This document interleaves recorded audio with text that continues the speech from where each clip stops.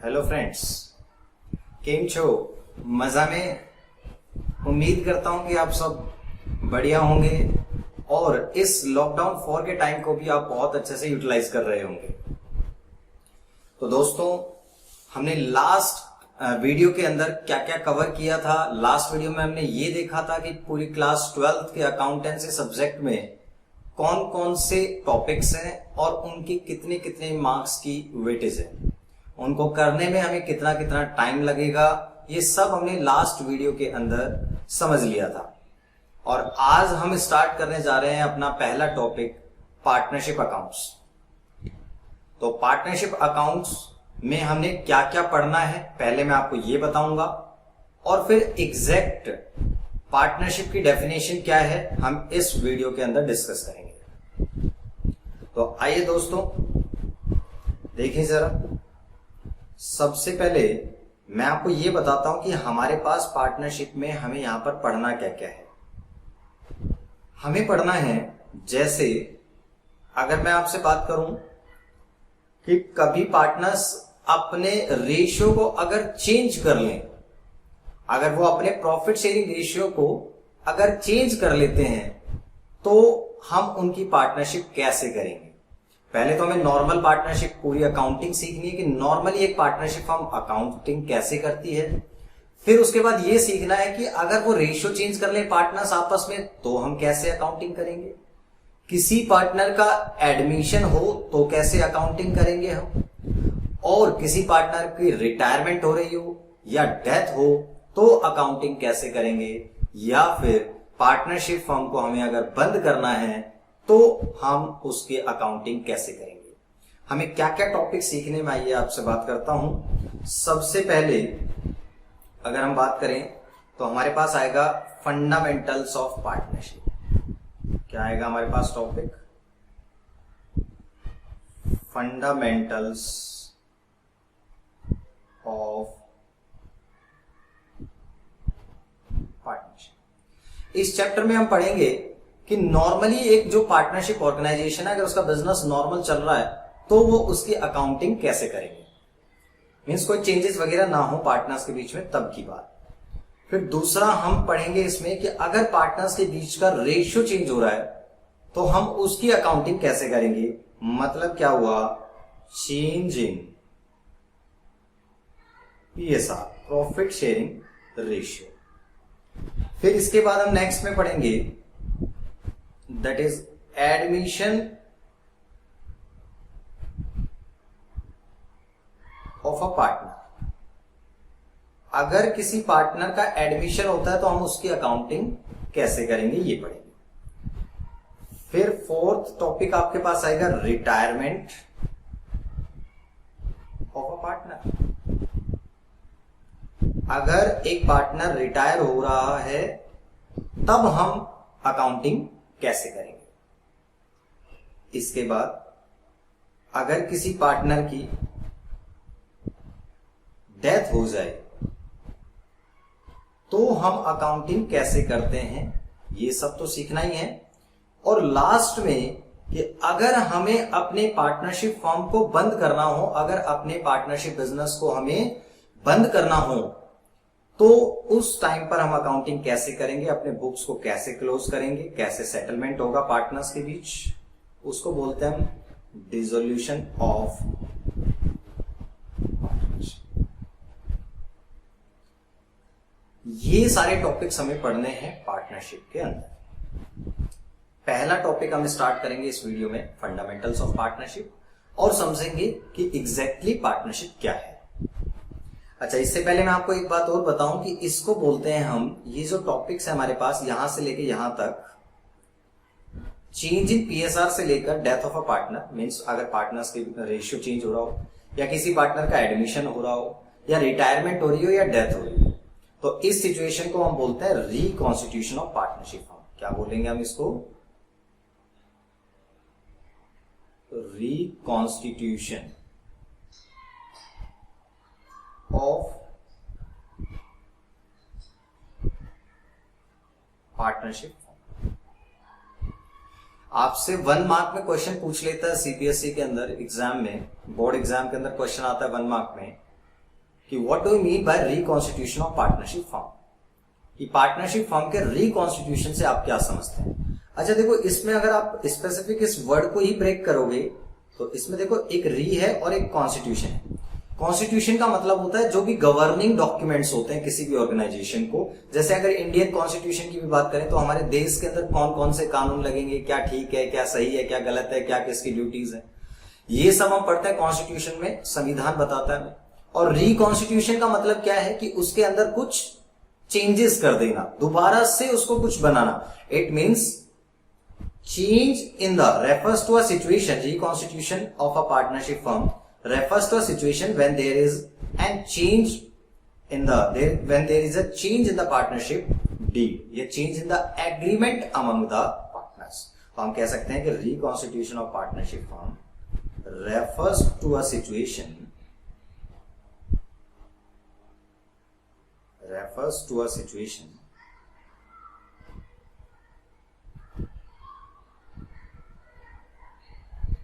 when there is a change in the agreement among the partners। अगर partners के बीच जो agreement है उसमें कोई चेंज आ रहा है, जैसे पार्टनर्स अपने प्रॉफिट शेयरिंग रेशियो को चेंज कर लें, किसी नए पार्टनर का एडमिशन हो जाए, कोई पुराना पार्टनर रिटायर हो जाए एग्जिस्टिंग पार्टनर, या किसी पार्टनर की डेथ हो जाए, तो ये सारे टॉपिक्स में क्या हो रहा है, आपके पास जो एग्रीमेंट था पार्टनर्स के बीच उस एग्रीमेंट में चेंज हो रहा है, उसको बोलते हैं हम रिकॉन्स्टिट्यूशन ऑफ पार्टनरशिप फर्म। ये 1 मार्क का क्वेश्चन पूछता है आपके पास, सीबीएसई में आता है कि what do you mean by reconstitution of partnership firm. आगे समझ। अब हम चलते हैं आगे और पढ़ते हैं कि एग्जैक्टली पार्टनरशिप क्या होती है। अब हमें क्या पढ़ना है कि पार्टनरशिप क्या होती है। तो नॉर्मली अगर किसी स्टूडेंट से पूछें कि सर पूछते हैं कि पार्टनरशिप क्या होती है, तो वो क्या जवाब देता है, वही कहता है सर पार्टनरशिप एक ऐसी ऑर्गेनाइजेशन है जिसमें 2 और 2 से ज्यादा लोग मिलकर कुछ बिजनेस कर रहे हैं और जिसका प्रॉफिट या लॉस वो आपस में शेयर करेंगे। ये डेफिनेशन वो जनरली बताता है, बट इसकी एग्जैक्ट डेफिनेशन क्या है, स्पेसिफिक डेफिनेशन क्या है, जो कि हमें इंडियन पार्टनरशिप एक्ट 1932 ने दे रखी है। आज हम उसको समझते हैं और एग्जैक्टली डेफिनेशन को याद करते हैं और उनके क्या क्या इम्प्लीकेशंस हैं उनको समझते हैं। आइए मैं आपको बताता हूं सबसे पहले डेफिनेशन ऑफ पार्टनरशिप। तो पार्टनरशिप क्या है, तो पार्टनरशिप के डिफाइन करते हैं याद। पार्टनरशिप, तो partnership is a relation between persons who have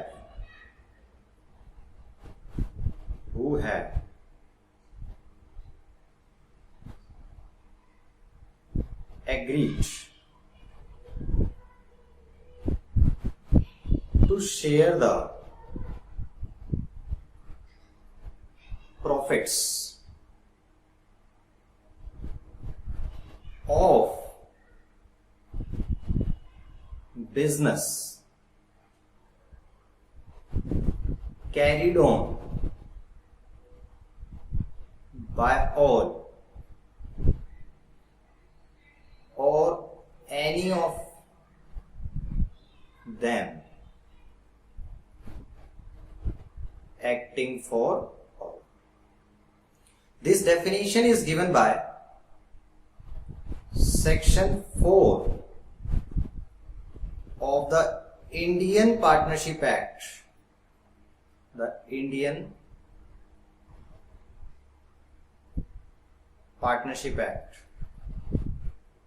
1932 exactly देते हैं हम इसको 1932।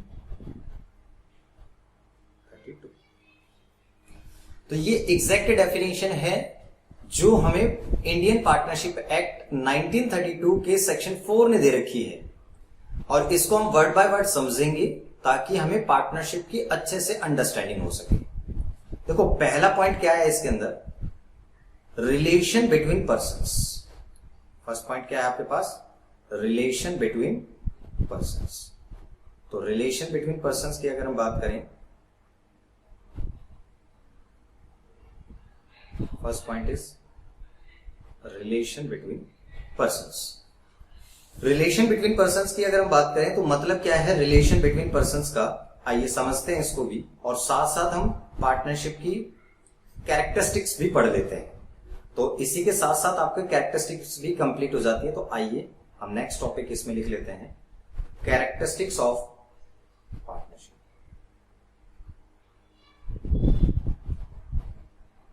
Characteristics of partnership. Characteristics of partnership की जब हम बात करें तो डेफिनेशन से ही कैरेक्टरिस्टिक्स आपके पास इजीली आपको याद हो जाएंगी। पहले कैरेक्टरिस्टिक यहां से बनाते हैं, partnership is a relation between persons. क्या है, रिलेशन है लोगों के बीच। अच्छा, और मैं आपसे एग्जांपल की बात करता हूं, क्या आपने लाइफ पार्टनर वर्ड सुना है? यस सर, लाइफ पार्टनर तो बहुत इंपॉर्टेंट टॉपिक है हमारी लाइफ में, कि हम बहुत सोचते हैं लाइफ पार्टनर के, कि हमारा लाइफ पार्टनर कैसा होगा। तो लाइफ पार्टनरशिप क्या है, जब दो लोग शादी करते हैं और कुछ कस्में खाते हैं कि जीवन में सुख और दुख को मिलकर साथ में जिएंगे, उसको बोलते हैं लाइफ पार्टनरशिप। तो पार्टनरशिप भी कुछ वैसी ही है कि लोगों के बीच रिश्ता है, लेकिन लाइफ पार्टनरशिप सिर्फ दो लोगों के बीच रिश्ता है। बट पार्टनरशिप में क्या ओनर्स दो से ज्यादा भी हो सकते हैं? यस। तो हमारे पास पहला टॉपिक आया, इसके अंदर पहला पॉइंट आया आपके पास कैरेक्टरिस्टिक्स ऑफ पार्टनरशिप में। अगर मैं रिलेशन बिटवीन पर्सन से बनाऊं तो फर्स्ट पॉइंट है आपके पास, first characteristic is association of two or more persons. जब वर्ड आ गया पर्सन्स, तो इसका मतलब क्या है आपके पास कि दो या दो से ज्यादा लोगों का बीच का ये एसोसिएशन है। इसको और डेप्थ में पढ़ें, मतलब ये हुआ कि एक पार्टनरशिप को बनाने के लिए हमें मिनिमम पार्टनर्स, कितने लोग चाहिए पार्टनरशिप बनाने के लिए मिनिमम, तो मिनिमम पार्टनर्स 2 रिक्वायर्ड है। और मैक्सिमम पार्टनर्स कितने हो सकते हैं, तो मैक्सिमम पार्टनर्स हो सकते हैं 50। अब हमें ये जरूर पढ़ना है कि ये जो 50 की जो रेस्ट्रिक्शन है ये लगाई कौन से एक्ट ने, कि मैक्सिमम पार्टनर्स एक पार्टनरशिप फर्म में 50 हो सकते हैं, ये बात कौन से एक्ट में लिखी हुई है? सर इसमें क्या बड़ी बात है, ये तो बहुत इजी है आंसर करना। हम जब पार्टनरशिप अकाउंट्स पढ़ रहे हैं तो एक्ट भी कौन सा लगेगा, इंडियन पार्टनरशिप एक्ट 1932? नहीं बेटा नहीं। यही कंफ्यूजन की वजह से, क्योंकि बच्चा ऐसा ही सोचता है कि हम पार्टनरशिप पढ़ रहे हैं तो ये रेस्ट्रिक्शन भी किसने लगाई होगी, पार्टनरशिप एक्ट ने ही लगाई होगी। इसी वजह से बोर्ड के अंदर ये 1 मार्क का क्वेश्चन आता है आपके पास कि name the act which prescribes the limit on maximum number of partners, और बच्चा उसमें लिखकर आता है इंडियन पार्टनरशिप एक्ट 1932, जो कि गलत हो जाता है। इसलिए बड़े ध्यान से देखें कि ये पार्टनरशिप एक्ट में नहीं लिखा हुआ कि मैक्सिमम पार्टनर्स 50 हो सकते हैं, ये लिखा हुआ है आपके पास कंपनीज एक्ट 2013 में। कहां लिखा हुआ है ये आपके पास, कंपनीज एक्ट 2013। और स्पेसिफिक बात करूं तो section 464 of the companies act 2013। But section कोई जरूरी नहीं है आपको याद करना चाहो तो कर सकते हो। सेक्शन 464 में मेंशन भी कर देता हूं, कौन से सेक्शन बताता है आपको, section 464 of the companies act 2013 क्या कहता है कि एक पार्टनरशिप में मैक्सिमम नंबर ऑफ पार्टनर्स हो सकते हैं 100 और विच एवर इज प्रेस्क्राइब्ड, जो भी प्रेस्क्राइब्ड होगा लोगों के सेंट्रल गवर्नमेंट के द्वारा, विच एवर इज लेस। तो आप कह सकते हो कि वहां पर लिखा हुआ है कि एक पार्टनरशिप फर्म में मैक्सिमम पार्टनर्स हो सकते हैं जो प्रेस्क्राइब्ड है वो, या 100 विच एवर इज लेस। और फिलहाल जो प्रेस्क्राइब किया हुआ है सेंट्रल गवर्नमेंट ने वो कितना किया हुआ है रूल्स में, 50। इट मींस एक पार्टनरशिप फर्म में आज की डेट में अगर मैं बात करूं तो 50 से ज्यादा पार्टनर्स नहीं हो सकते।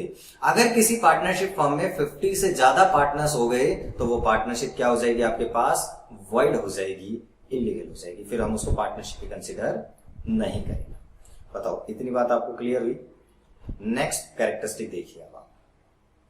नेक्स्ट कैरेक्टरिस्टिक क्या है, हु हैव एग्रीड।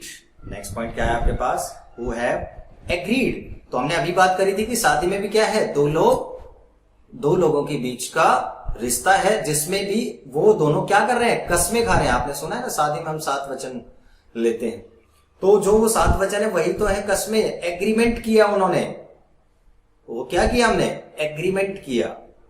अच्छा, तो नेक्स्ट क्वेश्चन, इसके बाद जो आपके पास नेक्स्ट कैरेक्टरिस्टिक और क्वेश्चन बनेगा वो आ गया point number 2, this is agreement. Sir partnership बनती कैसे है? पार्टनरशिप को बनाने के लिए क्या हमें किसी एक्ट में रजिस्ट्रेशन करवाना पड़ता है? नहीं बेटा नहीं। पार्टनरशिप लॉ से नहीं बनती, मीन्स पार्टनरशिप को रजिस्टर कराने की जरूरत नहीं है पार्टनरशिप एक्ट में। हाँ ऑप्शनल है, कंपलसरी नहीं है, क्योंकि अगर आप रजिस्टर कराते हो तो आपको कुछ बेनिफिट्स मिलते हैं, जैसे कि आप किसी भी पार्टी पर केस कर सकते हो। बट अगर आप रजिस्ट्रेशन नहीं करवा रहे तो बाकी सब आप पर केस कर सकते हैं, लेकिन आप बाकी लोगों पर किसी भी ऑर्गेनाइजेशन पर केस नहीं डाल पाओगे। तो ऑब्वियस है कि रजिस्ट्रेशन के कुछ बेनिफिट्स हैं, लेकिन रजिस्ट्रेशन पार्टनरशिप एक्ट में करवाना कंपलसरी नहीं है। मींस पार्टनरशिप लॉ से नहीं बनती है। पार्टनरशिप कैसे बनती है? एग्रीमेंट से। तो हम इसके अंदर लिखते हैं कि partnership comes into existence,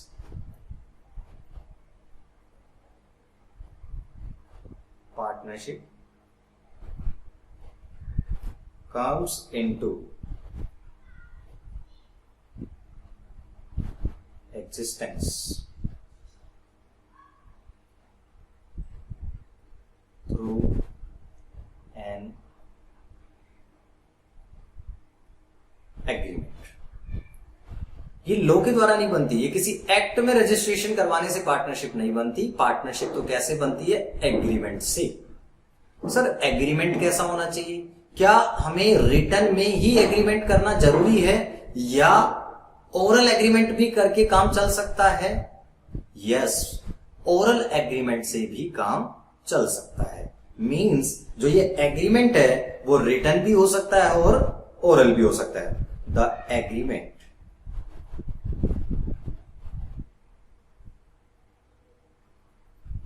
may be written or oral। जो ये ओरल एग्रीमेंट होता है, जो ये रिटर्न एग्रीमेंट होता है, सॉरी, जो ये रिटर्न एग्रीमेंट होता है, इसी को ही हम क्या बोलते हैं? Partnership deed. रिटर्न एग्रीमेंट को हम क्या बोलते हैं? Partnership. The written agreement among the partners which contains the terms of partnership is called partnership deed। उसको हम पार्टनरशिप डीड कहते हैं, जो पार्टनर्स के बीच में रिटर्न एग्रीमेंट होता है जिसमें पार्टनरशिप की सारी शर्तें लिखी होती हैं। तो ये मतलब हुआ कि क्या सर हम बैठे बैठे भी पार्टनरशिप बना सकते हैं? यस, हम बैठे बैठे भी पार्टनरशिप बना सकते हैं। अगर आज ही हम डिसाइड करें आपस में कि अच्छा कल से हम ये बिजनेस स्टार्ट करेंगे, सब इतना इतना पैसा लगाएंगे, ये प्रॉफिट शेयरिंग रेशियो होगा, तो क्या पार्टनरशिप स्टार्ट हो जाएगी, बन जाएगी? यस, हमें कहीं जाने की जरूरत नहीं है। बैठे बैठे ओरल एग्रीमेंट करके भी हम पार्टनरशिप बना सकते हैं। रिटर्न एग्रीमेंट करने के भी अपने बेनिफिट्स होते हैं, बट जरूरी नहीं है कि रिटर्न में ही एग्रीमेंट होगा तो ही पार्टनरशिप बनेगी। रिटर्न एग्रीमेंट के क्या बेनिफिट्स होंगे? रिटर्न एग्रीमेंट करने से ये होगा कि फ्यूचर में अगर कोई डिस्प्यूट होता है हमारे बीच, तो हमारे पास एक एग्रीमेंट होगा, रिटन एविडेंस होगा जिसके बेसिस पर हम उस डिस्प्यूट को रिजोल्व कर सकते हो।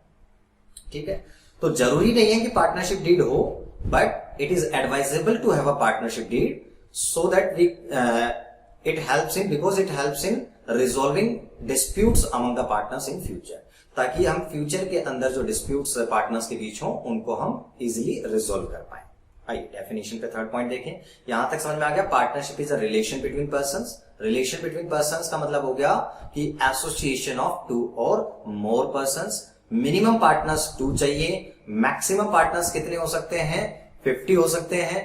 50 की रेस्ट्रिक्शन लगाई कौन से एक्ट ने? कंपनीज एक्ट 2013 ने लगाई है। बड़े ध्यान से इसको देखना, क्योंकि यहां पर 1 मार्क का क्वेश्चन आता है आपके पास। कंपनीज एक्ट 2013 के ऊपर आपके पास 1 मार्क का क्वेश्चन आता है, 1 नंबर का क्वेश्चन आता है सीबीएसई एग्जाम में।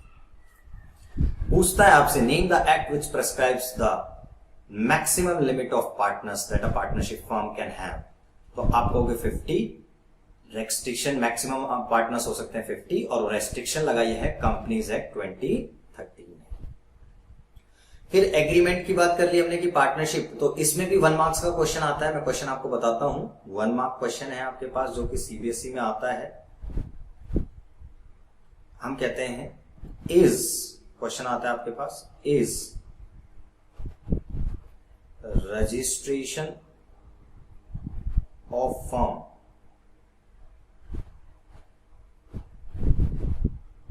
कंपल्सरी, ये आपके पास क्वेश्चन आता है। तो आप क्या कहेंगे? नो। इसका आंसर क्या होगा आपके पास? No, it is optional. ये आपके पास 1 मार्क क्वेश्चन आता है। इसके बाद देखें, to share the profits. To share the profits, तो next characteristic is profit sharing. Next characteristic क्या है आपके पास? Profit sharing. थर्ड पॉइंट है profit sharing.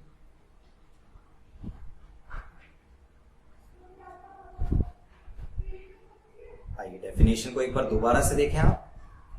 To share the profits, sir यहां पर वर्ड सिर्फ प्रॉफिट्स लिखा हुआ है, लॉस वर्ड नहीं लिखा हुआ है। यस बेटा, बिल्कुल आपने सही नोटिस किया। बट जब हम जनरल डेफिनेशन किसी से पूछते हैं तो वो कहता है कि जब लोग मिलते हैं प्रॉफिट या लॉस शेयर करने के लिए बिजनेस करते हैं तो उसको पार्टनरशिप फर्म कहते हैं। बट ऐसा नहीं है। डेफिनेशन में क्या लिखा हुआ है? To share the profits, loss word नहीं लिखा हुआ। तो इसलिए इसका सिग्निफिकेंस क्या है, क्या इंपॉर्टेंस है कि यहां पर वर्ड लॉस क्यों नहीं लिखा है, इसको हम समझते हैं। इसका मतलब यह है कि ये तो जरूरी है कि पार्टनर्स आपस में प्रॉफिट को शेयर करेंगे ही करेंगे, बट ये जरूरी नहीं है कि सारे पार्टनर्स लॉस भी शेयर करें ही करें। आइए बात करते हैं। क्या बात बताई सर आपने, एक बार अच्छे से बताइए। देखो, हम कहते हैं it is essential that all the partners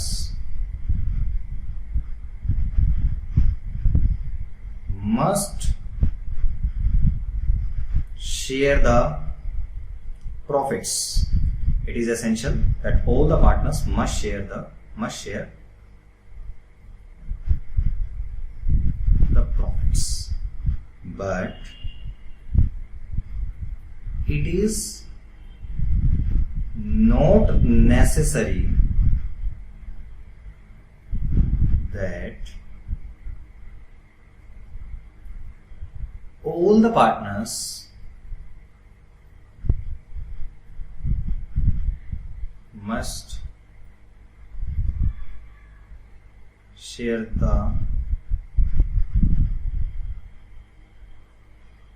losses. तो हमने कहा कि it is essential that all the partners must share the profits, but it is not necessary that all the partners must share the losses. Sir मतलब क्या हुआ, थोड़ा और अच्छे से समझाइए। आइए एग्जाम्पल लेते हैं। Example, A B C D 4 partners हैं प्रॉफिट हुआ, ए बी सी डिसाइड कर रहे हैं कि हम डी को प्रॉफिट्स नहीं देंगे, प्रॉफिट्स आपस में ए बी और सी डिस्ट्रीब्यूट कर रहे हैं, डी को प्रॉफिट्स नहीं दे रहे हैं, तो क्या ऐसी कोई पार्टनरशिप पॉसिबल है? पार्टनरशिप, ऐसी पार्टनरशिप नहीं हो सकती, नॉट पॉसिबल। बट अगर यही केस होता आपके पास लॉसेस का, कि इन्होंने डिसाइड किया कि हम बेयर करेंगे, डी को लॉस का शेयर नहीं देंगे, क्या ऐसी पार्टनरशिप पॉसिबल हो जाएगी? यस, ऐसी पार्टनरशिप पॉसिबल। सर ऐसा कैसे हो सकता है? अब मान लो कि आप चाहते हो कि हम कोई स्कूल का बिजनेस करें और आप मुझे पार्टनर बनाना चाहते हो, बट मेरे पास क्योंकि टाइम नहीं है तो मैं आपको मना कर सकता हूं कि नहीं यार मेरे पास टाइम नहीं है, मैं आपका पार्टनर नहीं बन सकता। लेकिन आप कन्विंस कर रहे हो। दूसरा मुझे ये भी है कि यार लॉस हो गया तो फिर, तो आपने मुझसे क्या गारंटी दी कि सर आप पार्टनर बन जाइए, प्रॉफिट होगा तो आप हिस्सा ले लेना, लॉस होगा तो आपको बियर करने की जरूरत नहीं है। इसको बोलते हैं कि आपने मुझे गारंटी दे दी, इसको बोलते हैं गारंटी ऑफ प्रॉफिट, कि आपने मुझे प्रॉफिट की गारंटी दे दी कि इतना प्रॉफिट तो आपको मिलेगा ही मिलेगा, भले किसी को प्रॉफिट हो या लॉस हो। या आपने मेरे को कह दिया कि सर लॉस में हिस्सा लेने की जरूरत नहीं है, प्रॉफिट हो तो आप शेयर ले लेना। ऐसा पॉसिबल है? यस। बट ऐसा पॉसिबल नहीं है कि आप ये कहो कि किसी पार्टनर को प्रॉफिट नहीं देंगे, ये चीज पॉसिबल नहीं होगी, ऐसी पार्टनरशिप नहीं हो सकती। तो 1 मार्क का क्वेश्चन आपके पास बोर्ड एग्जाम में यहां से भी आता है, इसलिए उसको भी मैं आपको लिखता हूं। फिर 1 मार्क क्वेश्चन आता है आपके पास। क्वेश्चन पूछता है, can a partner B exempted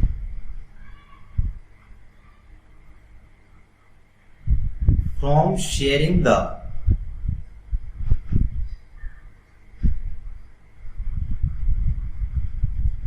losses of firm?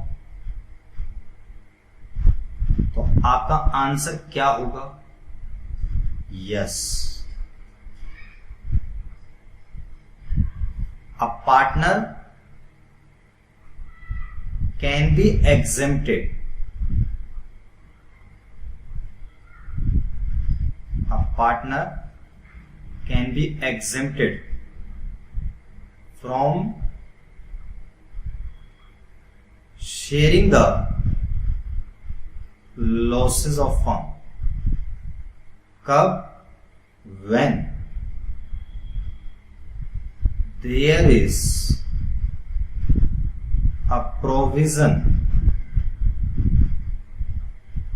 in the partnership deed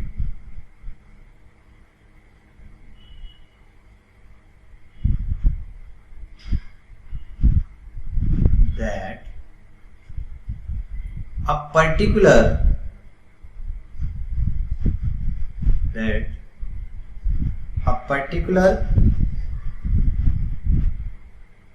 partner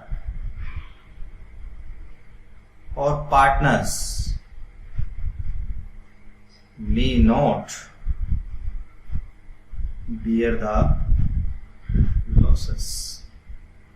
अगर पार्टनरशिप डीड में ये लिखा हुआ है आपने कि ये पर्टिकुलर पार्टनर या पार्टनर लॉस बेयर नहीं करेगा, तो फिर इस सिचुएशन के अंदर पॉसिबल है कि कोई पार्टनर लॉस में हिस्सा ना ले। तो 1 मार्क का क्वेश्चन था, ये आपको मैंने बता दिया। अच्छा, इस चीज को याद रखने के लिए यहां पर सिर्फ प्रॉफिट्स है, लॉस वर्ड नहीं है डेफिनेशन में, या सिर्फ पार्टनर्स प्रॉफिट शेयर तो सारे पार्टनर्स करेंगे ये तो जरूरी है, बट सारे पार्टनर्स लॉस शेयर करें ऐसा जरूरी नहीं है। तो इसको याद करने का मैं आपको एक लाइन बोलता हूं कि प्रैक्टिकल एक्सपीरियंसेस है कि वाइफ सिर्फ सुख में साथ देती है, दुख में साथ नहीं देती। मैंने बहुत लोगों को देखा है, जनरली ऐसा होता है, बाकी आप इसको हंसी मजाक में भी याद करने के लिए ले सकते हैं कि वाइफ सिर्फ सुख में साथ देती है, मतलब प्रॉफिट में तो शेयर सब लेंगे लेकिन लॉस में हिस्सा सब नहीं लेंगे। तो वाइफ सिर्फ सुख में साथ देती है, दुख में साथ नहीं देती। इससे आपको याद रह जाएगा कि डेफिनेशन में सिर्फ प्रॉफिट है, लॉस वर्ड नहीं है। इसके बाद देखो next, of business.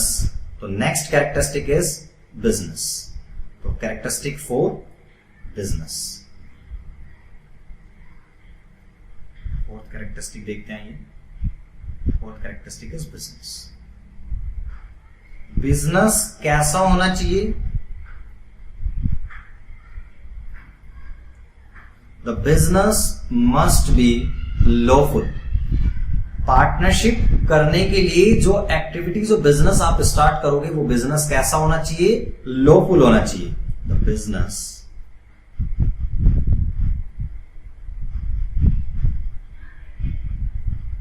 Must be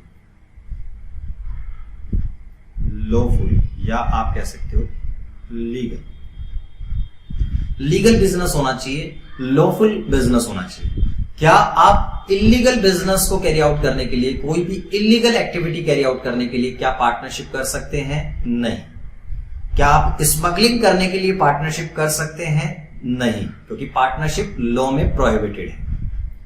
क्या हम बैंक को लूटने के लिए पार्टनरशिप कर सकते हैं? जी नहीं, ये भी प्रोहिबिटेड बाय लॉ है, नहीं कर सकते। तो बिजनेस कैसा होना चाहिए?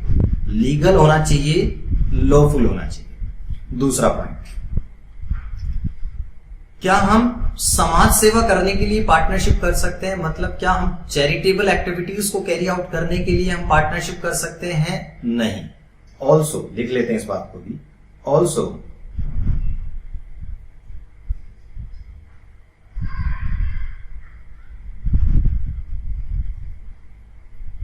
partnership cannot be formed for carrying out charitable activities. Also, partnership cannot be formed for carrying out charitable activities because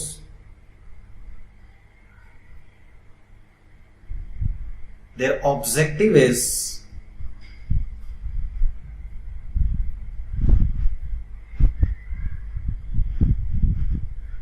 not to earn profits,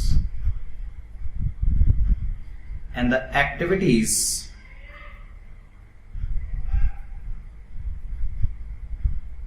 whose objective is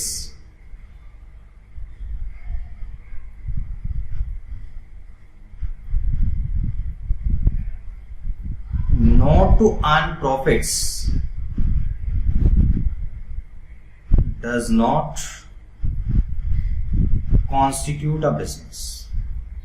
कोई ऐसी एक्टिविटी जिसका ऑब्जेक्टिव प्रॉफिट कमाना नहीं है, हम उसको बिजनेस ही नहीं मानते, और जब बिजनेस नहीं मानते तो उसके लिए पार्टनरशिप भी फॉर्म नहीं कर सकते। तो ये वाला पॉइंट भी समझ में आ गया आपको। एंड लास्ट कैरेक्टरिस्टिक आपने घर पर देखा होगा, क्या तो मम्मी की चलती है, या तो पापा की चलती होगी, या दोनों की मिलीजुली सरकार चलती होगी। वैसा ही यहां पर है कि कैरिड ऑन बाय ऑल और any of them acting for all. क्या तो सारे पार्टनर्स मिलकर पार्टनरशिप बिजनेस को रन करेंगे, या कुछ पार्टनर्स का ग्रुप हो सकता है, वो सिंगल पार्टनर, कोई एक पार्टनर मैनेज कर सकता है, 2 लोग मिलकर, 3 लोग मिलकर, कोई भी उनका ग्रुप हो सकता है।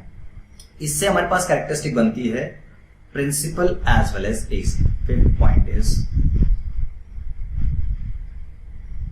Principal as well as agents. मतलब क्या हुआ, अब partner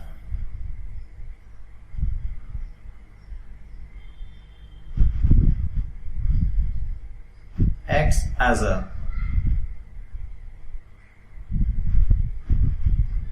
principal for himself and as an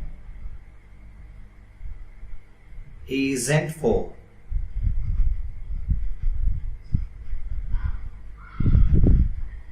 other partners। एक पार्टनर अपने डिसीजन से खुद को तो बाउंड करता ही करता है, लेकिन बाकी पार्टनर्स को भी अपने डिसीजन से बाउंड करता है। सेम वे में अगर किसी और पार्टनर ने कोई डिसीजन लिया है तो वो उससे खुद तो बाउंड होगा ही होगा, साथ में हमें भी बाउंड करेगा।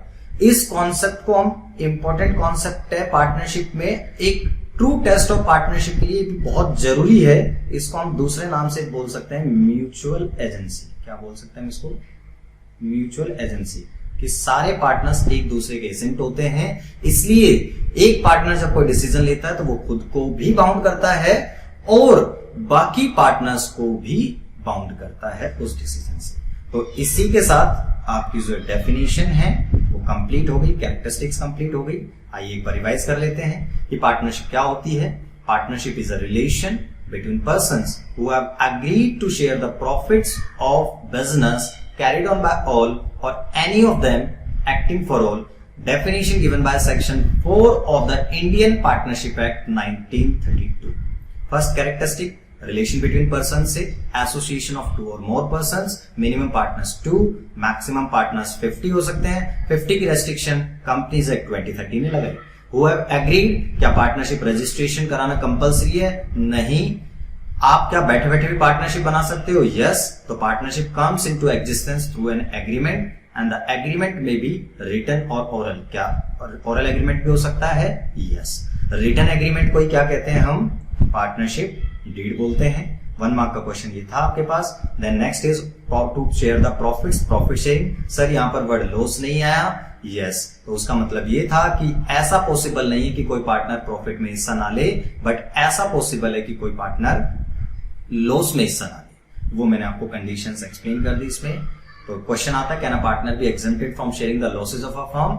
Yes, when there is a provision in the partnership deed that a particular partner or partners may not bear the losses of a firm. अगर पार्टनरशिप डीड में लिखा हुआ है कि एक पर्टिकुलर पार्टनर बियर नहीं करेगा तो वो इसमें आ जाएगा। नेक्स्ट आ गया बिजनेस। बिजनेस कैसा होना चाहिए? लीगल होना चाहिए, लॉफुल होना चाहिए। क्या इलीगल बिजनेस के लिए पार्टनरशिप की जा सकती है? नहीं। जैसे बैंक को लूटने के लिए पार्टनरशिप नहीं कर सकते, स्मगलिंग के लिए पार्टनरशिप नहीं कर सकते, कोई भी ऐसी activity which is prohibited by law आप उसके लिए पार्टनरशिप फॉर्म नहीं कर सकते। दूसरा, पार्टनरशिप चैरिटेबल एक्टिविटीज को कैरी आउट करने के लिए भी नहीं हो सकती। जैसे अभी कोरोना वायरस का टाइम चल रहा है, इस टाइम हम अगर डॉक्टर्स हों और सोचें कि फ्री में मेडिकल एडवाइस दे दें, फ्री में मेडिसिन डिस्ट्रीब्यूट कर दें, तो क्या इन सब चीजों के लिए हम पार्टनरशिप फॉर्म कर सकते हैं ऐसी एक्टिविटी कैरी आउट करने के लिए? जी नहीं, हम पार्टनरशिप फॉर्म नहीं कर पाएंगे। ओके, तो ये क्वेश्चन भी कई बार आपके पास पूछ लेता है, तो उसको भी मेडिकल क्लिनिक का अगर फ्री मेडिकल एडवाइस देना चाहते हैं, फ्री में मेडिसिन डिस्ट्रीब्यूट, तो ऐसी एक्टिविटी के लिए भी आप पार्टनरशिप फॉर्म नहीं कर सकते। And last one is carried on by all और any of them acting for. इसका मतलब ये हुआ कि घर पर या तो पापा की चलती है या तो मम्मी की चलती है या दोनों की मिलीजुली सरकार चलती है। मींस एक कोई डिसीजन लेता है तो उससे वो दूसरा भी बाउंड होता है। Mutual agency, principal as well as agent. तो एक पार्टनर खुद के लिए प्रिंसिपल बेसिस पे डिसीजन लेता है और बाकी पार्टनर्स के लिए एक्ट करता है एज एन एजेंट। हर पार्टनर अपने डिसीजन से खुद को तो बाउंड कर ही रहा है, बाकी पार्टनर्स को भी बाउंड करता है। इसी के साथ ये डेफिनेशन कंप्लीट हो गई। इस वीडियो में मैंने आपको पूरे डेफिनेशन एग्जैक्टली समझा दिया और पार्टनरशिप में हम क्या क्या पढ़ेंगे ये समझा दिया। उम्मीद करता हूं आपको ये वीडियो पसंद आई होगी। सो प्लीज इस वीडियो को लाइक करें, सब्सक्राइब करें, कमेंट करें और शेयर करें अपने दोस्तों के साथ, ताकि मैक्सिमम स्टूडेंट्स को इसका बेनिफिट मिल सके। इसी तरीके से और भी वीडियोस आपके लिए आती रहेंगी, जिससे कि बच्चों को इस लॉकडाउन के टाइम पर बेनिफिट मिल सके। Bye bye.